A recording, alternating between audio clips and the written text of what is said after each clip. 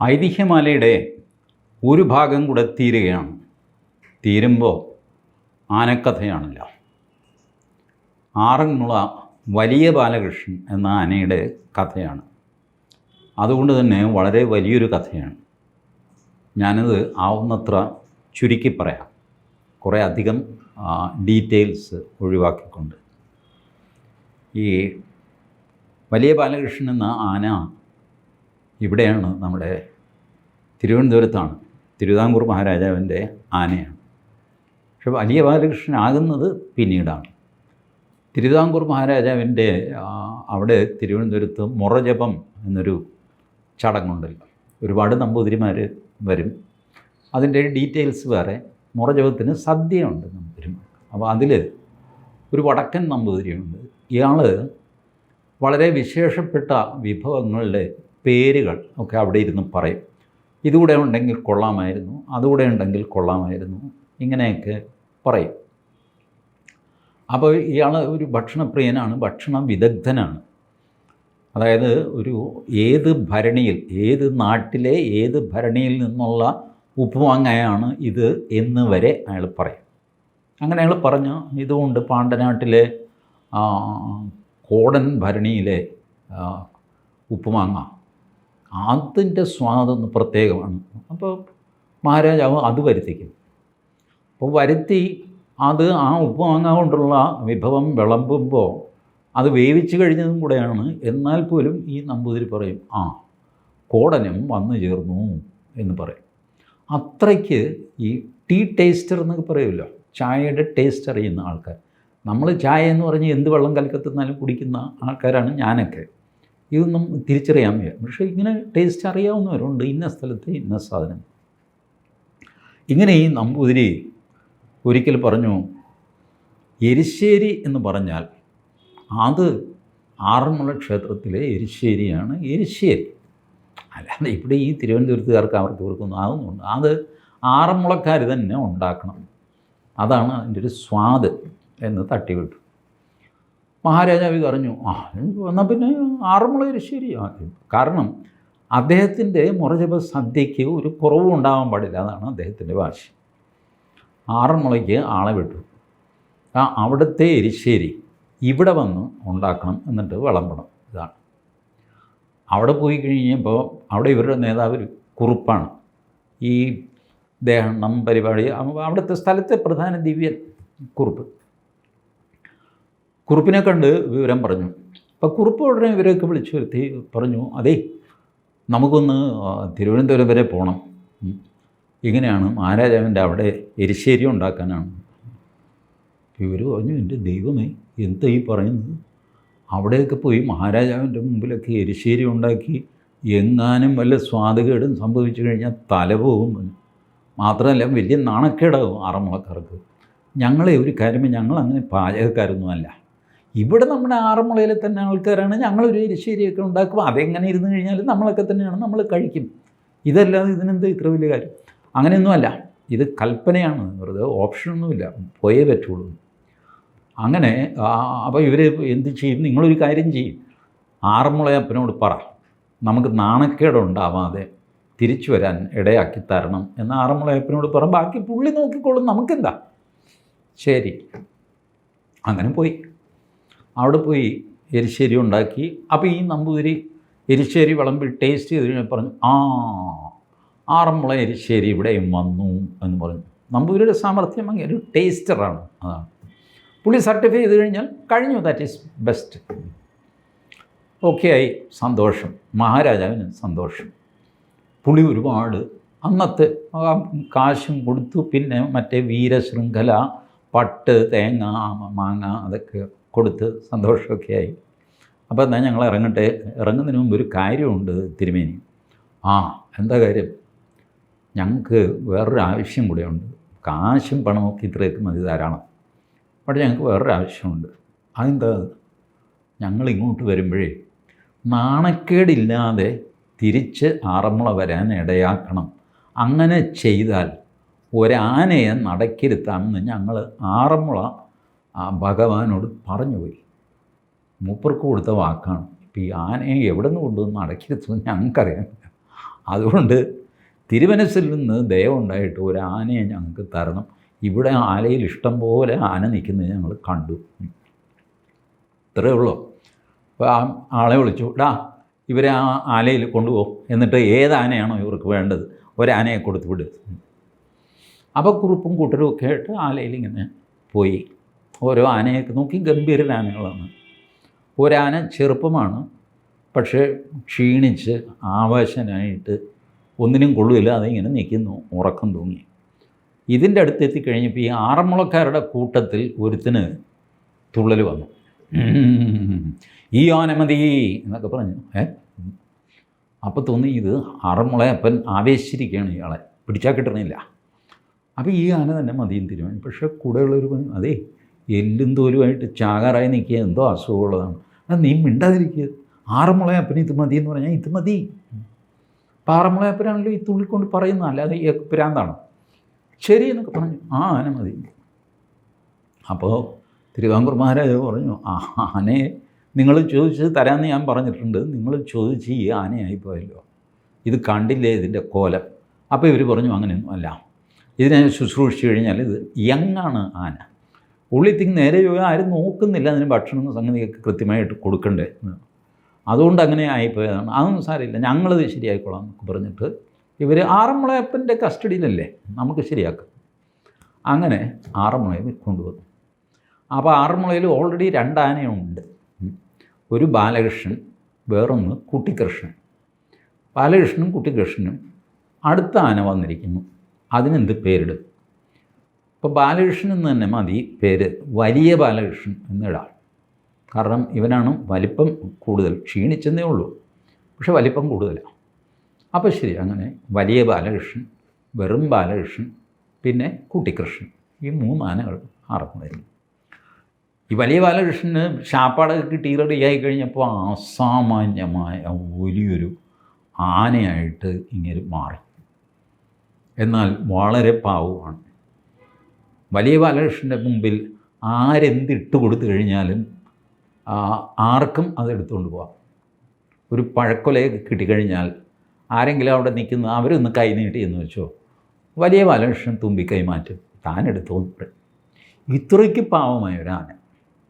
പക്ഷേ വലിയ ബാലകൃഷ്ണന് നിർബന്ധമുണ്ട്, ഈ മനുഷ്യർക്കൊക്കെ ഇത് കൊടുക്കും, പക്ഷേ കൂടെയുള്ള 2 ആനയുണ്ടല്ലോ, ബാലകൃഷ്ണൻ കുട്ടിക്കൃഷ്ണൻ, അവർക്ക് വലിയ ബാലകൃഷ്ണൻ കൊടുത്താൽ മാത്രമേ അവർ കഴിക്കാവുള്ളൂ. എടുക്കാനൊക്കെ നോക്കിക്കഴിഞ്ഞാൽ സ്വഭാവം മാറും. അവർ ഞാൻ കൊടുക്കുന്നത് തിന്നാൽ മതി, ബാക്കിയുള്ളവർക്ക് സൗജന്യം. മനുഷ്യർക്ക്, പിള്ളേർക്കൊക്കെ ആണെങ്കിൽ ഉദാരമായിട്ട് പുള്ളി സംഭാവന ചെയ്യും, എല്ലാം എടുത്തു പോകും എന്നുള്ള മട്ടിൽ മാറിയൊക്കെ നിൽക്കും. ഇതാണ് പുള്ളിയുടെ ഒരു ചിട്ട. ഇപ്പോൾ ഈ ചിട്ട അറിഞ്ഞുകൂടാതെ ഒരിക്കൽ വർക്കല ജനാർദ്ദൻ എന്ന് പറഞ്ഞൊരു ആന ഇവിടെ വന്നു. വലിയ ബാലകൃഷ്ണൻ്റെ മുമ്പിലുള്ള പഴക്കൊലകളിൽ നിന്ന് ചുമ്മാ ഒരെണ്ണം അങ്ങോട്ട് എടുത്ത് തിരിഞ്ഞതും വലിയ ബാലകൃഷ്ണൻ പുറകിൽ ഒരു കുത്തങ്ങ് കൊടുത്തു. ജനാർദ്ദനൻ പഴക്കൊലയും താഴെ അവിടെ ഇട്ടിട്ട് ആറന്മുള അമ്പലത്തിൽ നിന്ന് ഓടിയ ഓട്ടം വർക്കലയിൽ ചെന്ന് നിർത്തിയിട്ടുള്ളൂ. പിന്നെ ജനാർദ്ദനൻ ജീവനുള്ളിടത്തോളം കാലം ആറന്മുളയിൽ കാലുകുത്തിയിട്ടില്ല. വർക്കല ജനാർദ്ദനൻ അവിടുത്തെ പ്രശസ്തനായ ആനയാണ്. പക്ഷേ ഇയാളെ ആറന്മുള കൊണ്ടുപോകാൻ ആ ഡയറക്ഷനിലേക്ക് പോകാൻ തുടങ്ങി കഴിയുമ്പോൾ അയാൾ ബലം പിടിക്കും. ഞാനില്ല. കാരണം വലിയ ബാലകൃഷ്ണൻ്റെ കുത്ത് അത്ര ശക്തമായിരുന്നു. അപ്പോൾ ഒരു ദിവസം ആറാട്ട് എഴുന്നള്ളത്ത്. അപ്പോൾ അവിടെ മാരാമൺ പള്ളി, അതാരുടെ പള്ളി എന്ന് എഴുതിയിട്ടില്ല, മിക്കവാറും മാർത്തോമാ പള്ളിയായിരിക്കും, എന്തു ആയിക്കോട്ടെ. മാരാമൺ പള്ളിയിൽ നിരന്തരം മണി അടിച്ചുകൊണ്ടിരിക്കുന്നു. ആറാട്ട് എഴുന്നള്ളത്തിന് ഒരു ഡിസ്റ്റർബൻസ്. അപ്പോൾ പലരും പറഞ്ഞു, പള്ളിയിൽ ഇങ്ങനെ നിർത്താതെ മണി അടിക്കുന്നു, ഒരു ശല്യം, എന്ത് ചെയ്യും എന്നൊക്കെ വിചാരിച്ചു. എന്ത് ചെയ്യാനാ, ആറാട്ട് ഒരു കണക്കിന് നടത്തി. രാത്രി വലിയ ബാലകൃഷ്ണൻ പതുക്കെ പള്ളിയിൽ പോയി ഈ മണി പറിച്ചെടുത്തു. എന്നിട്ട് കൊണ്ടുവന്ന് ആറന്മുള അമ്പലത്തിൻ്റെ ഉള്ളിൽ വെച്ചു. അപ്പോൾ ഉള്ളിൽ വെച്ച് കഴിഞ്ഞപ്പോൾ ആളുകൾക്ക് കാര്യം മനസ്സിലായി. ഇത് പറിച്ചെടുക്കുക വലിയ ബാലകൃഷ്ണൻ അങ്ങനെ പൂട്ടിയിടുകയോ കെട്ടിയിടുകയോ, ചിലപ്പോൾ കെട്ടും ചിലപ്പോൾ കെട്ടില്ല. കാര്യം ഇപ്പോൾ വളരെ പാവമല്ലേ. ആ മണി ഇപ്പോഴും ആറന്മുള അമ്പലത്തിനകത്തുണ്ട് എന്ന് ഒരിടത്ത് തൂക്കിയിട്ടിട്ടുണ്ട് എന്നാണ് കൊട്ടാരത്തിൽ ശങ്കുണ്ണി പറയുന്നത്. ഞാൻ കണ്ടിട്ടില്ല, ആറന്മുളക്കാർക്ക് അറിയാമായിരിക്കും. തീർച്ചയായിട്ടും ഉണ്ടെങ്കിൽ ഉണ്ട്, ഇല്ലെങ്കിൽ ഇല്ല. അത് ഈ വീഡിയോയ്ക്ക് താഴെ കൊട്ടാരത്തിൽ ശങ്കുണ്ണി എഴുതിയിരിക്കുന്നത് കിഴക്കേ നട കഴിഞ്ഞ് അകത്ത് കയറുമ്പോൾ ഇടതുവശത്ത് ഏതോ ഭാഗത്തായിട്ടാണ് ഈ മണി തൂക്കിയിരിക്കുന്നതെന്നാണ് കൊട്ടാരത്തിൽ ശങ്കുണ്ണി പറഞ്ഞ് വെച്ചിരിക്കുകയല്ല, തൂക്കിയിരിക്കുകയാണ്. അടിക്കാൻ പാകത്തിന് അടിക്കാറില്ല എന്നുള്ളൂ. അപ്പോൾ ഇത് പള്ളിക്കാർക്കത്ര പിടിച്ചൊന്നുമില്ല. ബാക്കി ഹിന്ദുക്കൾക്ക് ഒരു ആശ്വാസമായി, ഇത് നിർത്താതെ അടിക്കുന്ന പള്ളി, അങ്ങനെ ഇപ്പം മണി അടിക്കേണ്ട, ഇങ്ങനെയൊക്കെ വാശി തോന്നുമില്ല. അവർക്ക് സന്തോഷമായി. പക്ഷെ മറ്റവർക്ക് അത്ര ഇഷ്ടപ്പെട്ടില്ല. അവർ ഒരു മന്ത്രവാദിയെ കൊണ്ടുവന്നു. അടുത്ത ആറാട്ടിന് വലിയ ബാലകൃഷ്ണൻ നടക്കുമ്പോൾ വഴിയിൽ കൂടോത്രം ചെയ്ത്, കൂടപത്രം എന്നാണ് കൊട്ടാരത്തിൽ ശങ്കുണ്ണി ബ്രാക്കറ്റിൽ എഴുതിയിരിക്കുന്നത്. നമ്മൾ കൂടോത്രം എന്ന് പറയും, കൂടപത്രം ആണത്. അത് ചെമ്പ് തകടിൽ ഇങ്ങനെ ചില അക്ഷരങ്ങൾ ഇത് മന്ത്രം ചൊല്ലി എഴുതുക, അങ്ങനെയൊക്കെ ചെയ്തിട്ട് മനുഷ്യനെ ഉപദ്രവിക്കാനുള്ളൊരു കലാപരിപാടി. എല്ലാവരും കൂടോത്രം ഒന്നും കേട്ടിരുന്നില്ല. അപ്പോൾ ഇത് ഈ ആറാട്ട് വഴിയിൽ കുഴിച്ചിട്ടു. ആറാട്ട് എഴുന്നള്ളത്തിങ്ങനെ വരുന്നു. ഒരു സ്ഥലത്ത് എത്തിക്കഴിഞ്ഞപ്പോൾ വലിയ ബാലകൃഷ്ണൻ മുന്നോട്ട് പോകുന്നില്ല. ജമ്മം ചെയ്താൽ പോകുന്നില്ല. ഇതെന്ത് പറ്റി, മുന്നോട്ട് നടക്കുന്നില്ല? ആറാട്ടാണ്, അതിൻ്റെ ഇമ്പോർട്ടൻസ് അറിയാവുന്ന ആനയാണ്. പിന്നെ എല്ലാ ചടങ്ങുമൊക്കെ വലിയ ബാലകൃഷ്ണനോട് ഒന്നും പറയേണ്ട കാര്യമില്ല. എവിടെ നിൽക്കണം, എവിടെ നടക്കണം, എപ്പോൾ നിർത്തണം, എപ്പോൾ തുടങ്ങണം, എല്ലാം അറിയാവുന്ന ആനയാണ്. പക്ഷേ വഴിയെ നടന്നില്ല. പിന്നെ ഒരാൾ ഈ വെളിച്ചപ്പാട് പോലെ തുള്ളി ഇതെടുത്ത് തോണ്ടി പുറത്തിട്ട് അത് മാറ്റിക്കഴിഞ്ഞപ്പോഴാണ് വലിയ ബാലകൃഷ്ണൻ മുന്നോട്ട് നടന്നത്. അപ്പോൾ ആളുകൾക്ക് മനസ്സിലായി ഈ കൂടോത്രം എന്ന കൂടപത്രം അത് വലിയ ബാലകൃഷ്ണൻ തിരിച്ചറിഞ്ഞിരുന്നു. പക്ഷേ അത് മറ്റാരെങ്കിലും, ഈ ബാലകൃഷ്ണൻ ഇങ്ങനെ തുമ്പിക്കൈ കൊണ്ട് കുഴിക്കാൻ പാടില്ല, അത് തൊട്ട് കഴിഞ്ഞാൽ ബാലകൃഷ്ണൻ മരിക്കും. അതാണ് അതിൻ്റെ ചടങ്ങ്. കാരണം പള്ളിയിലെ മണി പറിച്ചതല്ലേ, അതുകൊണ്ട് ആ ആനയെ കൊല്ലുക എന്നുള്ള ഉദ്ദേശത്തോടെയാണ് ഈ കൂടോത്രം ചെയ്തിട്ടിരിക്കുന്നത്. അതിലവന് തൊടാൻ വയ്യ, ഇതൊട്ട് പറയാനും അറിഞ്ഞുകൂടാ. അപ്പോൾ പിന്നെ ആകെ ചെയ്യുന്നത് കരിങ്കൽ പോലെ നിൽക്കുക. അപ്പോൾ ആൾക്കാർ എന്തെങ്കിലും ഒരു സൊല്യൂഷൻ കണ്ടുപിടിച്ചോളൂ. ഇതായിരുന്നു ബാലകൃഷ്ണൻ്റെ ടെക്നിക്ക്. ഏതായാലും അത് വിജയിച്ചു. ആ അപകടത്തിൽ നിന്ന് ബാലകൃഷ്ണൻ രക്ഷപ്പെട്ടു. ഇത് കഴിഞ്ഞ് ഒരു ദിവസം രാവിലെ ബാലകൃഷ്ണൻ കുളിക്കാനായിട്ട് അവിടെ പമ്പയാറ്റിലേക്ക് പോകും. അതിനായിട്ട് അവിടെ ഒരു പറമ്പിൽ ബാലകൃഷ്ണനെ തളച്ചിട്ടിരുന്നു. അവിടെ അടുത്ത വീട്ടിൽ താമസിക്കുന്ന ഒരു മൂത്തത്, പുള്ളി ഈ ശിവേലിക്കൊക്കെ ആനപ്പുറത്ത് കയറുക അങ്ങനെയൊക്കെയുള്ള ഡ്യൂട്ടിയൊക്കെ ആയിട്ടുള്ള മൂത്തതാണ്. ബാലകൃഷ്ണൻ എന്തോ ഒച്ച കേൾപ്പിച്ചു. അത് മൂത്തതിന് പിടിച്ചില്ല, ഒരു ശല്യമായിട്ട്. മൂത്തതിന് ദേഷ്യം വന്നു. കാര്യം എന്ത് വാങ്ങിക്കോട്ടെ, ഒറ്റ ഏറ് വെച്ച് കൊടുത്തു. അത് ബാലകൃഷ്ണൻ്റെ കാലിലാണ് കൊണ്ടത്. അസാമാന്യമായിട്ട് വേദനിച്ചു. ഏതോ ഒരു മർമ്മത്തിലൊക്കെ കൊണ്ടതാണ്.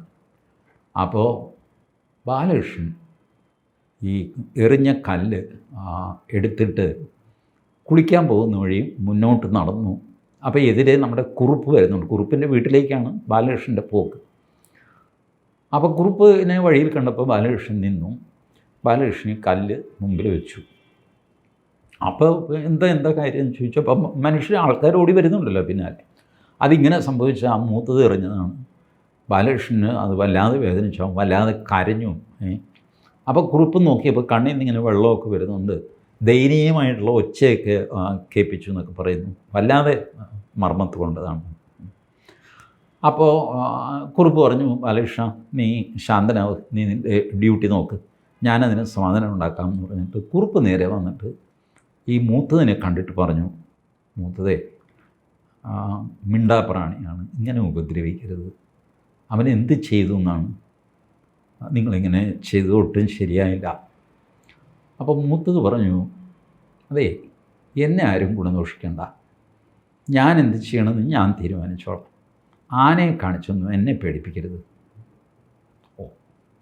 കുറുപ്പിന് അത് വലിയ ക്ഷീണമായി. കുറുപ്പൊന്നും പറഞ്ഞില്ല. തിരിച്ച് അമ്പലത്തിൽ വന്നിട്ട് അപ്പോൾ വലിയ ബാലകൃഷ്ണൻ ഡ്യൂട്ടിയിലാണ്. വലിയ ബാലകൃഷ്ണനോട് കുറുപ്പ് പറഞ്ഞു, ബാലകൃഷ്ണ ഞാൻ പറഞ്ഞിട്ട് ആ മൂത്തത് ഒന്നും കേൾക്കുന്നില്ല, അതുകൊണ്ട് നിനക്ക് സംഭവിച്ചതിൻ്റെ പ്രതികാരം നീ തന്നെ ചെയ്തു. ഒരു 2-3 മാസം കഴിഞ്ഞു പോയി. മൂത്തത് ഒരു ദിവസം വന്നു ആനപ്പുറത്ത് കയറാനായിട്ട്. അപ്പോൾ നെറ്റിപ്പട്ടമൊക്കെ കെട്ടിയിട്ടുണ്ട്. അത് കഴിഞ്ഞ് മൂത്തത് വന്നു. മൂത്തത് വന്നിട്ട് മൂത്തതാണ് കയറാൻ പോകുന്നത്. മൂത്തതിന് ബാലകൃഷ്ണൻ കാല് മടക്കി കൊടുത്തു, മുൻകാല് മടക്കി കൊടുത്തു. മൂത്തത് വളരെ സമർത്ഥന ചാൾ കയറിയിരിക്കുകയും ബാലകൃഷ്ണൻ തലയൊന്ന് കുടഞ്ഞു. മൂത്തത് തെറിച്ച് എന്ന് വെച്ചാൽ ഈ വക്ക ഉണ്ടല്ലോ, ആനയുടെ കഴുത്തിൽ കെട്ടുന്ന കയറ്, ആ കയറിൻ്റെ ഇടയിലേക്ക് കാല് തിരികൊണ്ടാണ് ഏറ്റവും മുമ്പിലിരിക്കുന്ന ആൾ ഇരിക്കുന്നത്. ഈ തിരുകുന്നതിന് മുമ്പൊക്കെ ഇയാൾ വളരെ വൾണറബിളാണ്, ഒരു ബാലൻസ് ഇരിക്കുക. ചുമ്മാ ഒന്ന് തലയിളക്കി കഴിഞ്ഞാൽ താഴെ പോകും. മൂത്തത് താഴെ പോയി. മൂത്തതിൻ്റെ കാലൊടിഞ്ഞു, പൊക്കിയെടുത്ത് പുറത്ത് കൊണ്ടുപോയി. ക്ഷേത്രത്തിനുള്ളിൽ ചികിത്സിക്കാൻ പറ്റും. മൂത്തതിനെ എടുത്തുകൊണ്ട് പോയി. ഇത്രേ ചെയ്തോളൂ. പക്ഷേ ബാലകൃഷ്ണൻ മെല്ലെ പുറത്തേക്ക് ഇറങ്ങി പമ്പയാറ്റിൽ പോയി മുങ്ങി, നെറ്റിപ്പട്ടമടക്കം മുങ്ങിയിട്ട് കുളിച്ചിട്ട് തിരിച്ച് അമ്പലത്തിൽ വന്നു. അപ്പോൾ ബാലകൃഷ്ണൻ ഇങ്ങനെ ചെയ്യുന്നത് കണ്ടിട്ട് ആര് പറഞ്ഞാലും കേൾക്കില്ല. ബാലകൃഷ്ണന് വേണ്ടതേ ചെയ്യുള്ളൂ. അതുകൊണ്ട് ഇവരെന്ത് ചെയ്തു, ഈ കൊച്ചു ബാലകൃഷ്ണൻ ഉണ്ടല്ലോ, അഥവാ വെറും ബാലകൃഷ്ണൻ, അവൻ്റെ പുറത്ത് എഴുന്നള്ളത്ത് സമയത്ത് നടക്കണ്ടേ. ഇവൻ പമ്പയാറ്റിൽ പോയത് എന്തിനാണെന്ന് ആർക്കറിയാം, എന്തു വാങ്ങിക്കോട്ടെ എന്ന് വിചാരിച്ചു ഇവർ ബാലകൃഷ്ണൻ്റെ ഇതിൽ. കുറച്ച് കഴിഞ്ഞ് എഴുന്നള്ളത്ത് ഏകദേശം തെക്ക് വശത്ത് എത്തിക്കഴിഞ്ഞപ്പോൾ വലിയ ബാലകൃഷ്ണൻ ഓൾറെഡി നെറ്റിപ്പെട്ടതുകൊണ്ട് തന്നെ വലിയ ബാലകൃഷ്ണൻ വന്നു. ആൾ വിചാരിച്ച് എൻ്റെ ദൈവമേ അന്ത്യമായി, ഇനി ഈ വലിയ ബാലകൃഷ്ണൻ കൊച്ചു ബാലകൃഷ്ണൻ കുത്തുവോ കൊല്ലുവോ അതിൽ ചെയ്യുമോ എന്ത് ചെയ്യുമെന്ന് അറിയാൻ മേല. ആളും കൂടിയിട്ടുണ്ട്. അപ്പോൾ വലിയ ബാലകൃഷ്ണൻ ഒരു അനക്കവുമില്ല, കൊച്ചു ബാലകൃഷ്ണൻ്റെ ഭാഗത്തേക്ക് പോയേയില്ല. തെക്കോട്ട് മാറി ഒരു നിപ്പങ്ങ് നിന്നു, സൂര്യനെ നോക്കിയാണ് നിൽക്കുന്നത്. അപ്പോൾ അന്ന് വൈകുന്നേരം വരെ ഭക്ഷണം പോലും കഴിക്കാതെ ബാലകൃഷ്ണൻ ഏകദേശം 3-4 മണി വരെ സൂര്യാഭിമുഖമായിട്ട് നിന്നു. അപ്പോഴാണ് ഈ പാപ്പാനുണ്ട്, നാരായണൻ നായിരുന്നു പറഞ്ഞത്, ഇയാൾക്ക് മനസ്സിലായി ഇത് ഈ നെറ്റിപ്പട്ടം ഉണക്കാൻ വേണ്ടിയിട്ട് നിന്നതാണ്. നെറ്റിപ്പട്ടത്തോടെയാണല്ലോ ആറ്റിൽ പോയി മുങ്ങിയത്. ആറ്റിൽ മുങ്ങിയത് എന്തിനായിരിക്കും? മൂത്തതിനെ തട്ടിയിട്ടതിന്. അതൊരു പാപകർമ്മമല്ല. അപ്പോൾ മൂത്തതിനെ തട്ടി, മൂത്തതിൻ്റെ കാല് ഒടിഞ്ഞു, മരിച്ചൊന്നുമില്ല പാവം, അത്ര ആ ഫോഴ്സേ ഉണ്ടായുള്ളൂ. ബട്ട് അതിന് വേണ്ടിയിട്ട് കുളിച്ചതാണ്. കുളിക്കുമ്പോൾ ഈ നെറ്റിപ്പട്ടം ഉണ്ടായിരുന്നു, അത് ഓർത്തില്ല, അതും മുങ്ങി കഴിയുമ്പോൾ അത് ഉണങ്ങണ്ടേ. അതുകൊണ്ട് ഉണക്കാനായിട്ട് ബാലകൃഷ്ണൻ കണ്ട ഒരേ ഒരു വേല എന്ന് പറഞ്ഞാൽ സൂര്യാഭിമുഖമായിട്ട് വൈകുന്നേരം വരെ നിൽക്കുക. ഏകദേശം കംപ്ലീറ്റ് അകത്തും ഒക്കെ ഉണങ്ങി റെഡിയായി. ഇതാണ് ബാലകൃഷ്ണൻ. പക്ഷേ ഇതൊക്കെയാണെങ്കിലും ഈ ചെറിയ ബാലകൃഷ്ണൻ്റെ ആനക്കാരൻ അയ്യപ്പൻപിള്ള, അയാൾക്ക് ഈ നാരായണൻ നായരോടൊരു അസൂയയാണ്. വലിയ ബാലകൃഷ്ണൻ്റെ പാപ്പാൻ അത് ഇത് മാത്രമല്ല, ഇവർ തമ്മിൽ ചെറിയൊരു കശവിഷയം ഉണ്ടായിട്ടുണ്ട്. അതിൻ്റെ കാര്യം ഞാൻ പിന്നെ പറയാം. എന്തു വാങ്ങിക്കോട്ടെ, അയ്യപ്പൻപിള്ള ഒരു ദിവസം ഈ അവിടെ അടുത്ത് കരിമ്പ് പാടമുണ്ട്. ഈ ആറന്മുളന്ന് ഒരുപാട് കരിമ്പ് വിളയുന്ന സ്ഥലമാണ്. കരിമ്പ് പാടത്ത് അയ്യപ്പൻപിള്ള പോയിട്ട് 2-3 കരിമ്പ് വെട്ടി അവിടെ വെച്ച് തന്നെ കഷ്ണങ്ങളാക്കി തിന്നാനൊക്കെ തുടങ്ങി. ഇതിൻ്റെ ഉടമസ്ഥൻ വന്നു, 1-2 പറഞ്ഞ് വഴക്കായി. ഉടമസ്ഥൻ അയ്യപ്പൻപിള്ളയെ ഒന്ന് എടുത്തിട്ട് മെതിച്ചു. നല്ല അടി കിട്ടി അയ്യപ്പൻപിള്ളയ്ക്ക്. അയ്യപ്പൻപിള്ള വിട്ടില്ല. അയ്യപ്പൻപിള്ള എന്ത് ചെയ്തു, രാത്രിയിൽ ഈ ചെറിയ ബാലകൃഷ്ണനെ അഴിച്ചുകൊണ്ട് അങ്ങോട്ടങ്ങ് പോയി. ആന കരിമ്പിൻ തോട്ടത്തിൽ കയറുക എന്ന് പറയുമല്ലോ, അങ്ങനെ ബാലകൃഷ്ണൻ കയറ്റി ഇയാളുടെ കരിമ്പ് മുഴുവനും നശിപ്പിച്ചിട്ട് തിരിച്ച് കൊണ്ടുവന്ന് വേറൊരു വഴിക്ക് പോയി. എന്നിട്ട് പിറ്റേ ദിവസം പലരോടായിട്ട് പറഞ്ഞു, ഇത് വലിയ ബാലകൃഷ്ണൻ ചെയ്തതാണ്, നാരായണൻ നായരും വലിയ ബാലകൃഷ്ണൻ കൂടെ ചെയ്തതാണെന്ന് പറയും. ഇത് സ്വാഭാവികമായിട്ട് വിശ്വസിച്ചു. ആൾക്കാരൊക്കെ ഇതിന് മാത്രമൊക്കെ നാശം ഉണ്ടായിരുന്നു. ഇത് നശിപ്പിച്ച ആളിനും വലിയ സങ്കടമുണ്ടായി അതിൻ്റെ ഉടമസ്ഥന്. അങ്ങേര് ഈ കരിമ്പെല്ലാം കൂടെ കെട്ടി 4-5 കെട്ടി ചുവന്ന് ആറന്മുളയപ്പൻ്റെ മുമ്പിൽ കൊണ്ടുവന്ന് ഇട്ടിട്ട് പറഞ്ഞു, എന്നോട് ഈ ദ്രോഹം ചെയ്തവർക്ക് ആറന്മുളയപ്പൻ നീ തന്നെ മറുപടി കൊടുക്കണം എന്നൊക്കെ പറഞ്ഞു. വലിയ ബാലകൃഷ്ണൻ നിൽപ്പുണ്ടായിരുന്നു. വലിയ ബാലകൃഷ്ണൻ്റെ നേർക്ക് ഈ മനുഷ്യൻ പറഞ്ഞു, നിനക്ക് ഒരു കാലത്തും ഗുണം പിടിക്കില്ല, നീ ആനയായതുകൊണ്ട് പാവപ്പെട്ട എൻ്റെ കരിമ്പ് ചവിട്ടി ചതച്ചല്ലേ അത് ഇത് എന്നൊക്കെ പറഞ്ഞിട്ട് വലിയ വഴക്കുണ്ടാകും. ഇപ്പോൾ രാഗി ശപിച്ചുകൊണ്ടൊക്കെ ഇറങ്ങിപ്പോയി. വലിയ ബാലകൃഷ്ണൻ അപ്പോൾ ഡ്യൂട്ടിയിലാണ് അമ്പലത്തിൽ. ഈ ഡ്യൂട്ടി കഴിഞ്ഞപ്പോൾ വലിയ ബാലകൃഷ്ണൻ ഈ കരിമ്പ് ഇദ്ദേഹം കൊണ്ടുവന്ന് ഇട്ട കെട്ടുകളുണ്ടല്ലോ ഇതെല്ലാം കൂടെ എടുത്തിട്ട് ആ നാട്ടിലെ പ്രമാണിയായ കുറുപ്പിൻ്റെ വീട്ടിൽ കൊണ്ടുപോയി. അവിടെ കൊണ്ടുപോയി വെച്ചിട്ടൊരു നിപ്പാണ്. അപ്പോൾ കുറുപ്പി ചോദിച്ചു, എന്താ ബാലകൃഷ്ണൻ നീ കാണിക്കുന്നത്, എന്താ സംഭവം? അപ്പോൾ കൂടിയ ആളുകളും ഒക്കെ പറഞ്ഞു ഇങ്ങനെയൊക്കെയാണ് സംഭവം. ഇപ്പോൾ വലിയ ബാലകൃഷ്ണനാണ് ഇതിലെ പ്രതി. വലിയ ബാലകൃഷ്ണൻ ചെറിയൊരു ശബ്ദമൊക്കെ പുറപ്പെടുവിച്ച് നടന്നു. അപ്പോൾ കുറുപ്പും ബാക്കിയുള്ളവരും പറഞ്ഞു ഇവനെങ്ങോട്ടാണ് പോകുന്നത്, നമുക്ക് നോക്കാമല്ലോ എന്ന് പറഞ്ഞിട്ട് ഇയാൾ ഈ വലിയ ബാലകൃഷ്ണൻ കരിമ്പിൻ പാടത്തേക്ക് കൊണ്ടുപോയി. എന്നിട്ട് കുറുപ്പിനെ അവിടെ ആന ചവിട്ടിയ പാടുണ്ട്, ആ പാടിൽ തുമ്പിക്കൈ വെച്ചിട്ട് തൻ്റെ കാല് പൊക്കി ആ പാടിൽ വെച്ചു. അതായത് വലിയ ബാലകൃഷ്ണൻ്റെ കാൽപാദമല്ല അവിടെ പതിഞ്ഞിരിക്കുന്നത്, അത് വലിയ ബാലകൃഷ്ണനേക്കാൾ ചെറിയ കാൽപാദമാണ്. സ്വാഭാവികമായിട്ട് അത് മറ്റേ ബാലകൃഷ്ണൻ്റെയാണ്, അല്ലെങ്കിൽ കുട്ടിക്കൃഷ്ണൻ്റെയാണ്. അപ്പോൾ കള്ളി വെളിച്ചത്തായി ബാലകൃഷ്ണൻ ഇത് തെളിയിക്കുകയാണല്ലോ.